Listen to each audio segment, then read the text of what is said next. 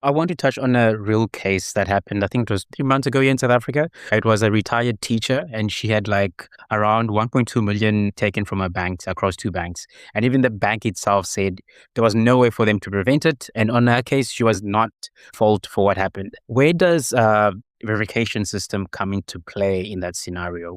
Sometimes, very often, fraud does not just happen within the business environment. It happens outside of that ecosystem. And for example, in Africa, a lot of fraud does not start inside a banking app or fintech platform. It starts on WhatsApp, Telegram, and Instagram, Facebook, and the rest of it. Fake investment pages and fake job adverts, right?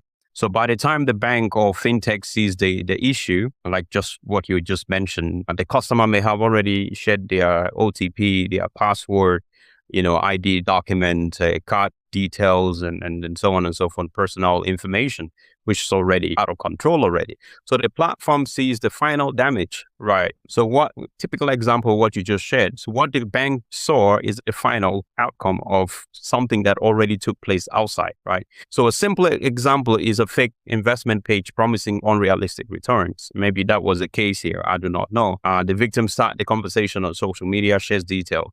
So in general, how can we prevent this from happening? I think that's the most important thing, because fraud may start outside your platform, but the damage usually lands inside your platform. So how do you prevent that from happening, even though it started outside? This is where you have absolute control of what is happening. You have some things like face authentication. You have some things like behavioral fraud detection or fraud analysis, because if someone is, for example, there is an historical data for every single user on a single platform. Every time you make a transaction, every time you make any activities, even the change of password, the system records that.